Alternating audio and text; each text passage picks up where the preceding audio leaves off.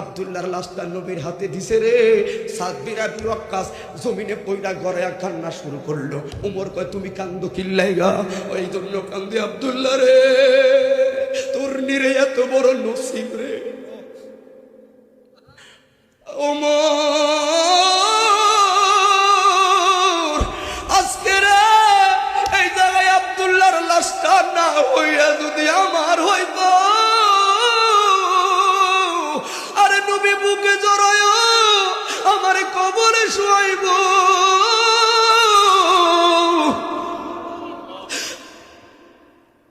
হযরতে জুলাইবি দৌড়াইয়া বাজারে আবার গেছে স্বর্ণকারের দোকানে, কয় আমার স্বর্ণ লাগতো না, কি নিবেন? অর্ধেক দামে কয় দেন। অর্ধেক টাকা লইয়া দৌড়াইয়া তরবারি দোকানে একটা তরবারি কিনছে, আর বাকি সালমালা বেচ্চা ঘোড়ার বাজারে যে একটা ঘোড়া কিনছে, সব বিক্রি কইরা একটা তরবারি আর একটা ঘোড়া কিনছে। এবার রওনা দিছে, কয় নবী জিহাদের ময়দানে যাবে রে, আর জুলাইবি সুন্দর বউ লইয়া থাকবে না। মসজিদে ফজরের আজান দেয় রে, আর যুবকরা ঘুমায় না রে, যুবক না। সাহাবীদের আত্মত্যাগের মেসেজ তোমার হৃদয়টাকে কি বলতে চায়? এরা যদি জীবনটা দিতে পারে, তোমরা কি একটু মসজিদে দিতে পারবা না? এরা যদি জীবনটা দিতে পারে, তোমরা একটু সুন্দরভাবে চলতে পারবা না? নেশাটা ছাড়তে পারবা না? যুবক জুলাইবি হায় হায় রে, নবী তো পাঠাইলো, এখন যদি নবী আবার দেখ চালায় তাহলে আমার না করবো আহার। কারণ একজন প্রভাবশালী সাহাবীর লোকে কাজ কারবার হয়ে গেছে, তুই অন থাক, পরে যাইস। নবী তো আমার না করবো, কি করা যায়? বন্ধুরে কালো একটা রুমাল মুখের মধ্যে পেছাইল। নবী তো সবই জানে, মায়া রে।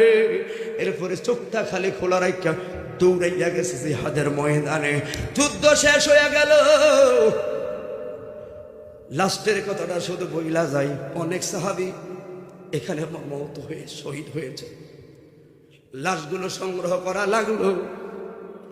এমন সময় জুলাইবিবের মায়া কয়, জুলাইবিবের মায়া কয়, মায়ার নবী গো, আমার ফুতে কই গো?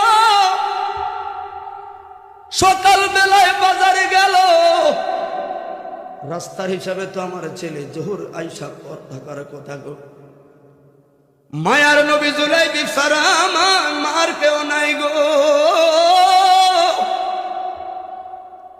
ল্যাংরা কানা কালো যাই হোক তো আমার ফুত গো।